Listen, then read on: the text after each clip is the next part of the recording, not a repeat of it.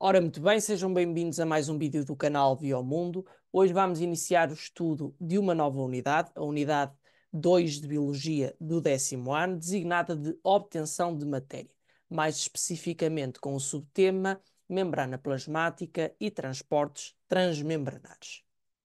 E, portanto, muito sumariamente, gostava por começar por dizer que todo e qualquer conteúdo científico exige um estudo que pode durar anos, décadas ou até mesmo séculos para chegar a um consenso científico.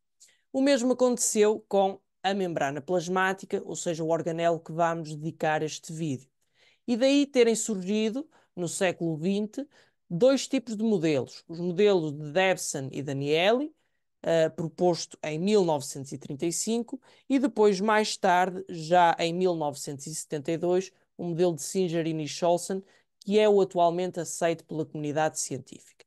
No entanto, como a ciência está em constante evolução, este modelo também tem sido estudado para perceber se as propriedades físico-químicas e até mesmo biológicas se enquadram com aquilo que é a realidade, ok? Depois vamos então estudar as características dessa mesma membrana plasmática e os transportes a ela associados, nomeadamente o transporte não mediado, o mediado e o transporte em massa ou em quantidade. E então vamos começar precisamente por estudar os modelos e as características da membrana plasmática. Então, o primeiro modelo, como já havia dito, foi proposto por Debson e Daniel, embora já havia cientistas na época que tinham proposto a existência de uma bicamada fosfolipídica. Estes cientistas propuseram que, para além dessa bicamada fosfolipídica, existia uma camada proteica associada às extremidades hidrofílicas dos fosfolípidos, ok? Portanto, às cabeças dos fosfolípidos. E, portanto, esta bicamada fosfolipídica é nada mais, nada menos do que duas camadas que estão voltadas umas para as outras, são constituídas por biomoléculas do grupo dos lípidos, nomeadamente os fosfolípidos, que têm, portanto, as extremidades hidrofílicas ou polares voltadas para fora e as extremidades hidrofóbicas ou apolares, também designadas vulgarmente de caudas, voltadas umas para as outras. Ok? Claro que este modelo, proposto em 1935, não explicava a permeabilidade da membrana a certas substâncias, como por exemplo é o caso da água e a glicose, que são substâncias polares e que não conseguiam atravessar a bicamada fosfolipídica. Então estes cientistas, em 1954, propuseram a existência de poros, ou seja, de canais de passagem, que permitiam que essas substâncias entrassem para o interior da célula e também saíssem da célula. E essas camadas, esses canais eram constituídos por camadas proteicas também, ok? Claro que foram desenvolvidos estudos que chegaram à conclusão de que não existia uma grande quantidade de proteínas na membrana plasmática, ou seja, foram feitas observações ao microscópio, etc. E, portanto, este modelo não era muito conciliável com o que foi observado.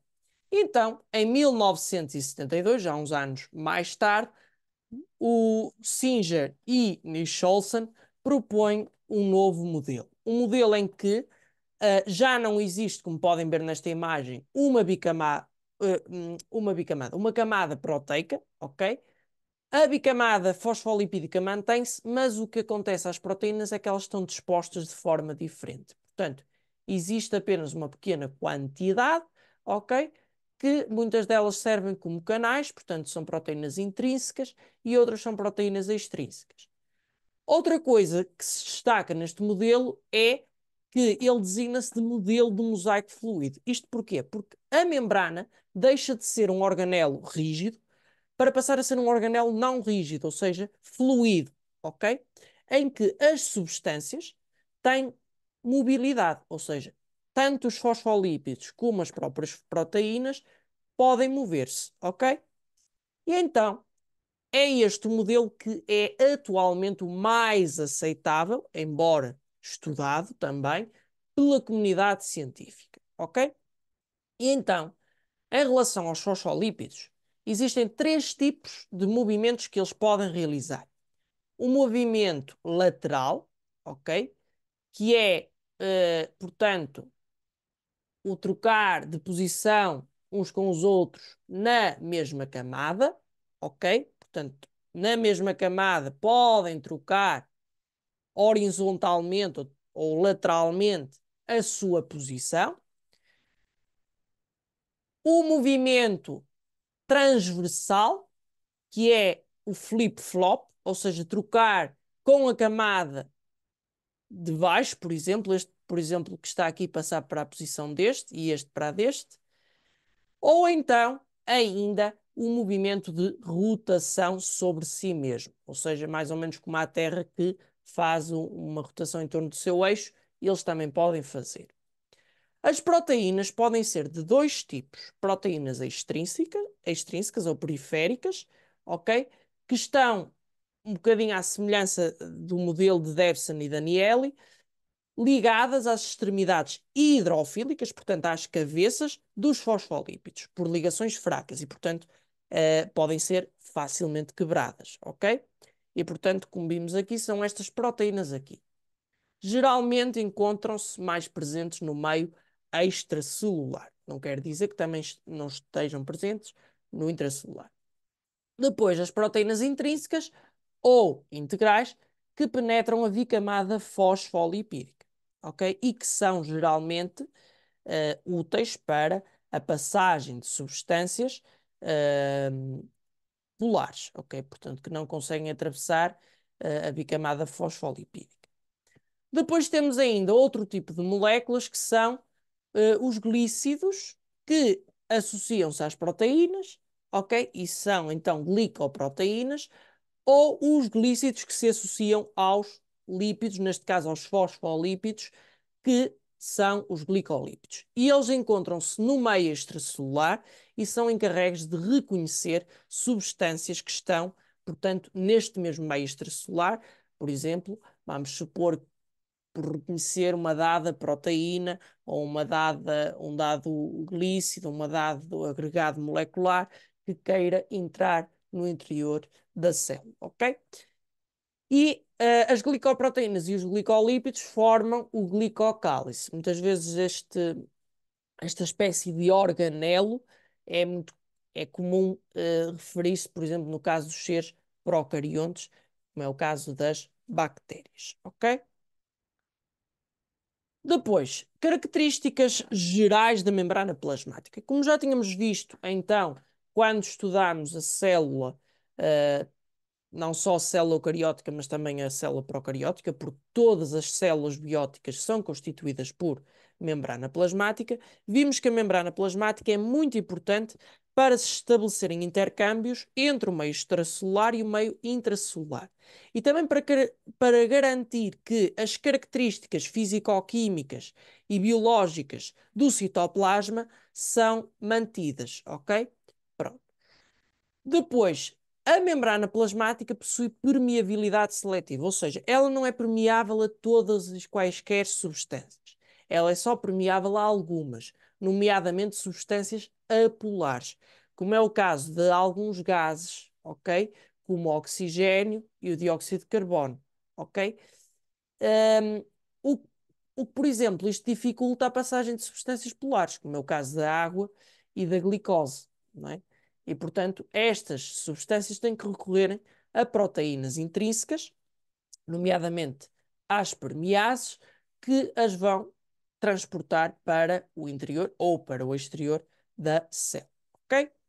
E, portanto, no caso, e agora aqui já abrimos o tema dos transportes, no caso das substâncias atravessarem a bicamada fosfolipídica através de proteínas intrínsecas, nomeadamente ou designadas de permeases, então o transporte é mediado, porque é por meio, mediado é por meio de proteínas. Caso não recorram às mesmas, então o que é que acontece? O transporte designa-se não mediado, porque não foi por meio das proteínas, ok? Pronto. Então, o que é isto de transporte não mediado? É um transporte que não necessita de recorrer às tais proteínas intrínsecas ou permeases, ok? E, portanto, vai ser um transporte dedicado, não é? Digamos assim, às substâncias apolares, ok? Portanto, às substâncias que conseguem atravessar ou transpor a bicamada fosfolipídica. Então, vamos começar pela difusão simples. Difusão é a mesma coisa que dizer transporte, não é? Mas aqui é um termo próprio. Este tipo de transporte é difusão simples, ok? E, portanto, é um transporte não mediado, porque, como já vimos, não recorre a proteínas intrínsecas, a permeases. E depois há outra coisa, que é um transporte a favor do gradiente de concentração, nomeadamente a favor do gradiente de concentração do soluto. O que é que quer isto dizer a favor do gradiente de concentração? Porque é muitas vezes estes termos que depois geram confusão. Eu, particularmente no início de secundário, tinha muita dificuldade em perceber estes termos. A favor do gradiente de concentração, vamos pensar um bocadinho. É a mesma coisa que eu ter uma zona em que tenho muitos alimentos e uma zona que tem poucos alimentos. Ou alimentos, quem diz alimentos diz recursos. E eu tenho, então, essa zona com muitos alimentos e uma zona com poucos alimentos. Numa situação de emergência, eu tenho que ajudar a zona que tem menos alimentos. E então vou à zona que tem mais para transferir para a zona que tem menos. Portanto, isto é ser a favor, é estar a ajudar. Isto aqui, mais ou menos, uma comparação ao nosso mundo real, não é? Ou então, se eu tiver muita gente aglomerada, eu se calhar vou querer tirar essas pessoas dali para uma zona mais livre, mais espaçosa, para não ocorrer, por exemplo, uma situação drástica. Portanto, isso é a favor do gradiente, ou seja, tenho muita coisa e vai para a zona onde tenho menos coisas. Aqui é a mesma coisa, é a mesma situação. Eu tenho uma zona onde tenho muita concentração de soluto e uma zona que tem pouca concentração de soluto. O ser a favor do gradiente de concentração é um transporte que vai da zona onde temos maior concentração de soluto para a zona onde temos menor concentração de soluto. Como podem ver aqui, no meio extracelular nós temos, por exemplo, muita aqui não pode ser glicose porque é um transporte por difusão simples. Mas vamos supor, não é o caso daqui, mas vamos supor que isto é dióxido de carbono, não é? Dióxido de carbono, por exemplo, entrar para o interior de uma célula, por exemplo, de uma folha de uma dada planta, não é? Temos aqui muito dióxido de carbono e aqui não temos nenhum. Ou seja, é a mesma coisa que eu ter aqui muito pão e aqui não ter pão nenhum. Estas pessoas estão famintas. Então o que é que vai acontecer? Eu vou desviar este pão que está aqui, muito concentrado, para as zonas onde tem menos. Então isto é a favor. Estou a ajudar. Não é? Isto para vocês, atenção, é só para vocês perceberem mais ou menos o que é o a favor do gradiente de concentração e depois perceberem o que é o contra o gradiente de concentração. Só um bocadinho para analisarem isto. É uma alegoria para vocês perceberem.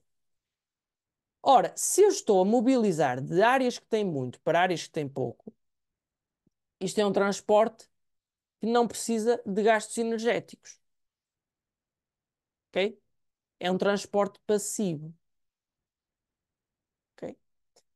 Portanto, é um transporte que não vai precisar da desfosforilação da ATP, que é uma molécula responsável pela transferência de energia ao nível celular, ok? Pronto. Aqui penso que vocês tenham percebido, embora esta alegoria possa vos ter confundido um bocadinho, espero que não. Ora, a osmose é outro tipo de transporte não mediado, ok?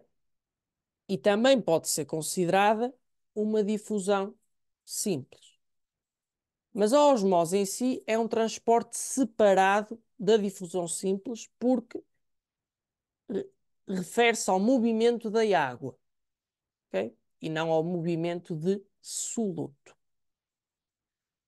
Ora, a osmose é um transporte não mediado, portanto, não necessita ou seja, não necessita, desculpem lá, é um transporte não mediado, tudo bem, mas atenção, existem proteínas, e depois é esta a confusão que se gera aqui. Muitas vezes ok, mas é um transporte não mediado, e então porque é que existem estas proteínas associadas? Atenção que estas proteínas não são proteínas como as permeases, que vamos estudar mais à frente. São proteínas designadas de aquaporinas e que são encarregues, portanto, de apenas e exclusivamente transportarem a água. Okay? É um transporte que ocorre a favor do potencial da água. Atenção que aqui não é a favor do gradiente de concentração da água. É a favor do potencial da água. Okay? E é contra o gradiente de concentração de soluto, ou seja, a água desloca-se da zona onde está em maior concentração para a zona onde está em menor concentração. Portanto, é a mesma coisa que na difusão simples, o soluto deslocava-se da zona onde está a maior concentração para a zona de menor concentração. Só que aqui é água. E aqui vamos ter que saber dois termos, meio hipotónico e meio hipertónico. O meio hipotónico é um meio que tem muita água, ou maior concentração, maior potencial de água e menor concentração de soluto. O meio hipertónico é um meio que tem muito soluto, mas pouca concentração ou potencial de água. Okay?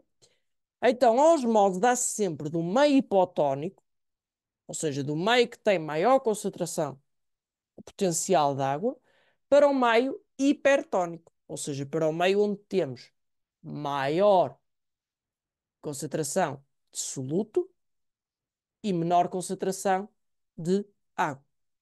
Daí que é a favor do potencial da água e contra o gradiente de concentração de soluto. Ok? Como podem reparar aqui, nós, por exemplo, aqui este M refere-se à concentração molar. Portanto, este meio é hipertónico, tem uma concentração molar de 1,2 mol por litro de, por exemplo, vamos supor NaCl, portanto, sal, não é? O sal, o cloreto de sódio, não é? E o que é que vai acontecer? Este aqui tem 0,8 mol por litro, ou seja, este tem pouca quantidade de soluto, este tem muita quantidade de soluto. E, por consequência, tem também pouca quantidade de água, porque, atenção, reparem, quanto mais água nós tivermos, quanto maior a solução, menor a concentração molar. Acho que isso vocês percebem, ok? E, portanto, o que é que vai ter que acontecer à água? Vai ter que se deslocar daqui para aqui. Ao deslocar-se daqui para aqui, o que é que acontece? Aumenta a quantidade de água deste lado e então o soluto fica em maior quantidade de solução, o que reduz a concentração molar. E então temos um meio isotónico, ok? Em que temos a mesma quantidade de moléculas de um lado e do outro, ok? Isto é um transporte passivo, também não exige gastos energéticos, porque é a favor do potencial da água. Agora vamos ver aqui praticamente o que é que acontece na realidade, ok? Então, quando nós temos uma solução isotónica, e o que é isto de solução isotónica? É quando nós temos a mesma quantidade de moléculas de água de um lado e do outro. Ok? Portanto, quando o meio é isotónico é quando a concentração de um dado soluto é a mesma. Não é a quantidade, é a concentração desse soluto numa dada quantidade de solução é a mesma de um lado e do outro, ou seja, é a mesma numa extracelular e numa intracelular. Ou seja, imaginem que eu aqui tenho 1 mol por litro de glicose e aqui dentro tenho 1 mol por litro de glicose. É o mesmo. Okay? É a mesma situação. Portanto, estamos perante um meio isotónico. E então, neste caso, a quantidade de água que entra é a mesma quantidade de água que sai. Portanto, estamos num meio normalizado. Portanto, em que as células se mantêm normais. Aqui, solução hipotónica. Como já vos referi, o que é uma solução hipotónica? Uma solução que tem maior concentração de água ou potencial de água. Neste caso, no extracelular, uma extracelular tem mais quantidade de água e pouca quantidade de soluto. Ora, o que é que acontece? Se o meio extracelular é hipotónico, o meio intracelular é hipertónico, ou seja, está com muito soluto. A água vai dirigir-se de onde? De onde está em maior concentração para onde está em menor concentração. O que é que acontece? A água, ao dirigir-se para o interior da célula, a célula aumenta de tamanho. No caso da célula animal, como tem membrana plasmática e não tem parede celular, ocorre lise celular, ou seja, quebra. A célula aumenta tanto de tamanho, neste caso estamos a falar de uma hemácia ou de um glóbulo vermelho, e acaba por estourar, por arrebentar. Lise é quebra. Okay? E depois, aliás, a hidrólise, não é? Vocês lembrem-se deste termo hidrólise, que é a quebra através da água. Então aqui a lise é igual, é quebra. Tudo que tem a lise é quebra. Na célula vegetal, como a célula vegetal tem parede celular, por mais que a membrana plasmática, portanto, seja empurrada, não é contra, através de uma pressão de turgescência, porque é isto que nós chamamos de turgescência, ao facto de nós termos uma solução hipotónica no meio extracelular e a água se deslocar para dentro, provoca um fenómeno de turgescência. Por mais que exista essa pressão, a membrana não permite a lise da célula. Mas o que é que acontece? Acontece que o bacilo, que é um organelo exclusivo, este bacilo central, não é? Porque existem baculos também ao nível das células eucarióticas animais, mas centrais não, só existem nas células eucarióticas vegetais. Este bacilo aumenta de tamanho, ok? E, por consequência, também o núcleo acaba por ser também empurrado, e os outros organelos, para as extremidades da célula. Ok? No caso de nós termos uma solução hipertónica no meio extracelular, nós temos o quê? Muita concentração de soluto cá fora e pouco potencial de água. Ora, isto cria aqui uma pressão osmótica cá fora. A água é obrigada a deslocar-se do interior da célula. Porquê? Porque o interior da célula é um meio hipotónico, ou seja, está com maior concentração de água do que o meio extracelular, e, portanto, a água faz este movimento do meio intracelular para o meio extracelular. O que é que acontece?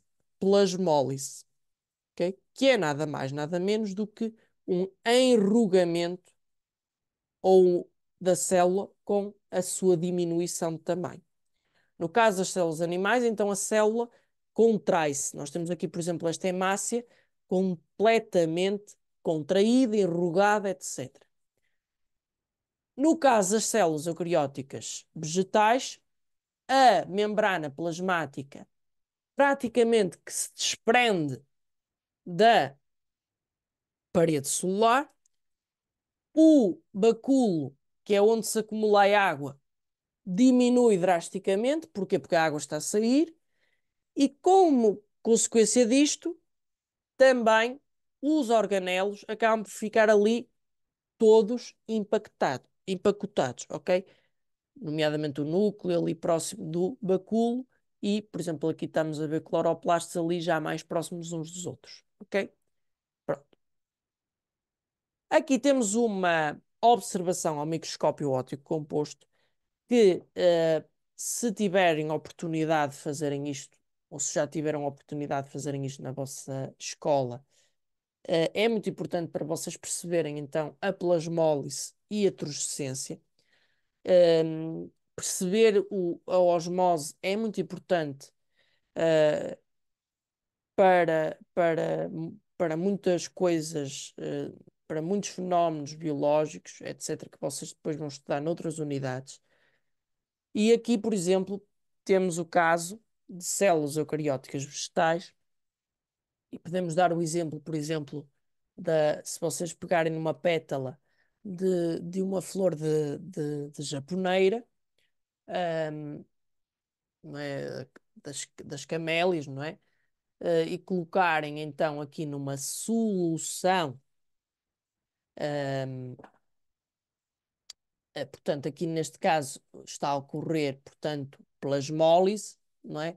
Portanto, a água está a sair para fora, portanto, temos de ter uma solução hipertónica, neste caso, portanto, uma solução, por exemplo, com grande concentração de sal, por exemplo, o NaCl, ou de outro tipo de soluto, e, portanto, a água está a sair para fora. Portanto, a água está a sair para fora. E, portanto, como a água está a sair para fora, o que nós vemos aqui é que o bacilo, aqui não dá para ver muito bem, mas o bacilo é mais ou menos isto, está mais pequeno e os organelos estão ali mais compactados. Okay? O que é que acontece num caso de turgescência? Num caso de turgescência, como vocês podem ver aqui, o bacilo já está muito grande. Oh, o bacilo está aqui. Olhem aqui, bacilo grande. Noutras células já não dá para ver muito bem. Pronto. E aqui nós temos então uma solução hipotónica. Então, o bacilo muito grande. E depois temos também o citoplasma a exercer uma pressão, a membrana plasmática a exercer uma pressão de turgescência na parede celular, mas aqui não ocorre lise celular, derivado precisamente à pressão contrária que a parede celular exerce na membrana plasmática. E agora temos o transporte mediado, que é nada mais nada menos que um transporte que recorre às proteínas intrínsecas. Claro que é assim, já vimos que a osmose é um caso de um transporte não mediado que, atenção, recorre a um tipo de proteína, que é as aquaporinas, ok? Mas está incluído no transporte não mediado devido à sua semelhança com a difusão simples, ok? Então, o transporte mediado é um transporte que recorre, portanto, a proteínas intrínsecas da membrana, designadas de permeases, ok? E então vamos começar pela difusão facilitada. Ora, se a facilitada é porque está o próprio nome a dizer que é mais fácil, né? E, portanto, é um transporte, é uma difusão facilitada, porquê?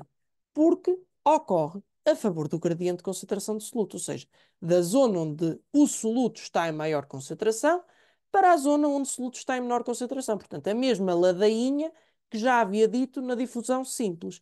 Qual é a diferença comparativamente à difusão simples? É que neste caso temos proteínas, ok? A intervir no transporte. Porquê? Porque estas substâncias não conseguem atravessar a membrana através da bicamada fosfolipídica, ok? E então este tipo de transportes é, por exemplo, recorrente em caso de transporte, por exemplo, de glicose e de aminoácidos, que são substâncias polares, ok? E que não conseguem, ou de grandes dimensões, muitas vezes, de grandes dimensões é o transporte em massa. Aqui é o caso de substâncias polares, portanto, que não conseguem atravessar a bicamada fosfolipídica, ok? Pronto. E é um transporte passivo, porque lá está, porque ocorre numa zona de maior concentração para uma zona de menor concentração, o que não requer gastos energéticos, ok? No caso do transporte ativo, então já estamos a falar de um transporte com gastos energéticos. Isto porquê? Porque é um transporte que ocorre contra o gradiente de concentração, ok? Portanto, de zonas onde o soluto está hum, em menor concentração para zonas onde está em maior concentração. E, portanto, aqui já não é, como é que eu ia dizer, é a mesma coisa que eu estar a deslocar hum, Vão de uma zona onde temos gente pobre para uma zona onde temos gente rica, ou muita gente, não é? Desculpem lá estas minhas ahm, alegorias ou analogias que vou para aqui fazendo, ok?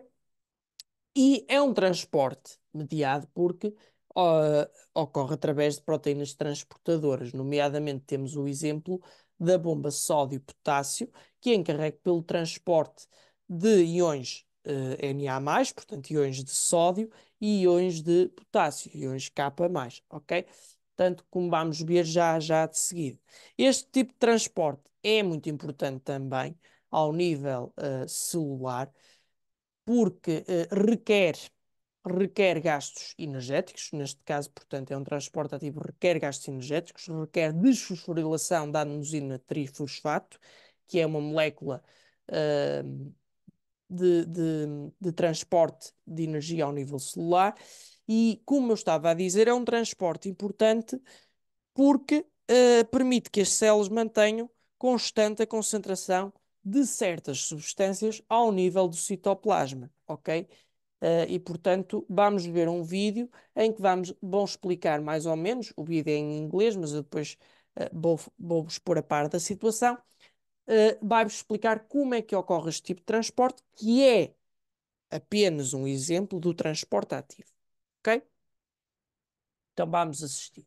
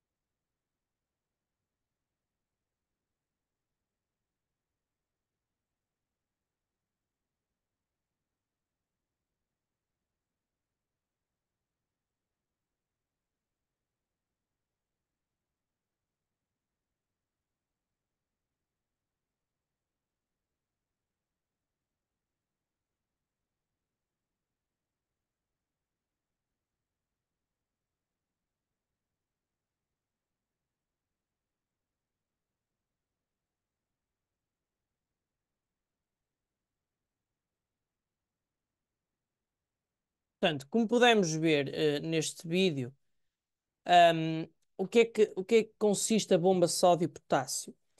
A bomba sódio-potássio é nada mais nada menos que uma proteína intrínseca que é responsável, portanto, por este transporte ativo. Como vocês podem ver aqui, nós temos no meio intracelular uma maior concentração de potássio e uma menor concentração de sódio, o que já é o inverso no meio extracelular, em que temos maior concentração de sódio e menor concentração de potássio. Ora, como o transporte ativo é contra o gradiente de concentração, nós vamos ter sempre uma deslocação de zonas onde o soluto se encontra em menor concentração para zonas onde o soluto se encontra em maior concentração. Portanto, neste caso, começa por haver um transporte de 3 íons de sódio, okay, que estão representados pelas bolinhas vermelhas, para do meio intracelular para o meio extracelular, ou seja, do meio onde está em menor concentração para o meio onde está em maior concentração. E para isto acontecer, tem que haver o uso do ATP, que aparece aqui mais à frente vai-vos aparecer aqui. Aqui está representado por uma espécie de estrela, porque é esta molécula, designada de adenosina trifosfato, que é encarregue de transferir a energia necessária para que a proteína adquira uma nova conformidade e, portanto, o transporte destes 3 íons de sódio seja realizado, ok? Ora, a adenosina trisfosfato é constituída por 3 átomos de fosfato. E então, para que ocorra, portanto, a libertação de energia, ela tem que passar a adenosina difosfato. E é este processo que nós chamamos de desfosforilação do ATP. Ok? E então, um átomo de fosfato vai ficar ali, aderido à proteína. Ok? Quando este fosfato se adere, então a proteína vai realizar esta nova conformação, ok? Em que os 3 íons sódio que ali estão vão passar para o meio extracelular. Depois dos íons sódio já estarem, então, no meio extracelular, o que é que acontece? Os íons potássio, que estão em menor concentração deste lado, vão entrar no interior da bomba sódio-potássio para passarem para o lado onde estão em maior concentração. Portanto, lá está. Continuamos a ter um transporte contra o gradiente de concentração de soluto. E para que a proteína volte então à conformação inicial, este átomo de fosfato tem que sair. Ora, isto é um ciclo completo. Ou seja, depois disto, sai outra vez os íons de potássio, entram os íons de sódio, liga-se aqui o átomo de fosfato através da desfosforilação do ATP, depois a proteína adquire a tal conformação para que os íons de sódio saiam, entram os íons de potássio, sai o átomo de fósforo, não é? E um, os íons de potássio saem, ok? Portanto, isto é um ciclo completo, ok? Isto para vocês entenderem que isto é um exemplo muito badalado de transporte ativo, é o melhor exemplo, ocorre inclusive ao nível das células neurológicas, ok? Este tipo de transporte da bomba sódio-potássio, e portanto é um exemplo prático daquilo que é um transporte contra o gradiente de concentração e, portanto, com gastos energéticos.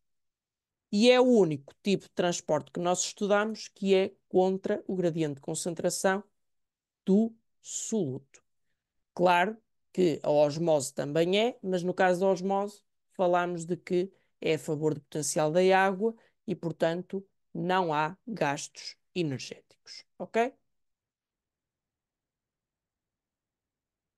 Agora vamos estudar os transportes em massa ou em quantidade. E então aqui referimos a coisas de grande dimensão.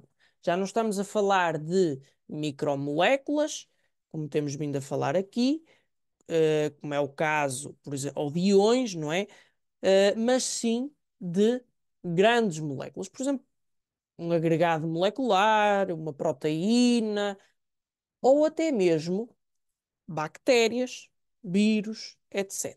Portanto, vamos estudar mais pormenorizadamente isto. Então, o primeiro tipo de transporte em quantidade é a endocitose, em que nós temos então macromoléculas ou agregados moleculares no meio extracelular. E o que é que acontece? A membrana plasmática, não é, tem esta bicamada fosfolipídica. Esta bicamada fosfolipídica vai sofrer uma invaginação, ou seja, vai no fundo recolher para dentro da célula e vai envolver estas substâncias, ok? Ao envolver estas substâncias, forma uma vesícula endocítica que encarrega pelo transporte destas substâncias para o interior da célula. Portanto, endo vem de interior, vem de ou se quiserem entrar, não é? Entrada, portanto, lembram-se disso, ok?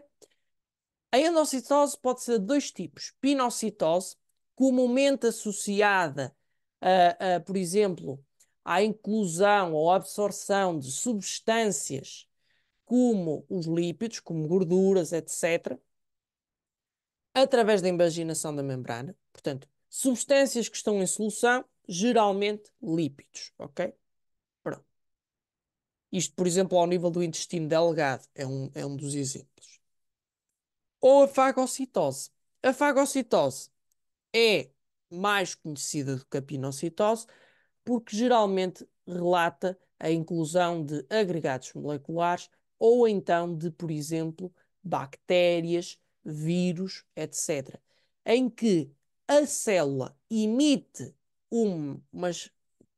uma projeção da membrana plasmática, que damos o nome de pseudópodes, e esses pseudópodes envolvem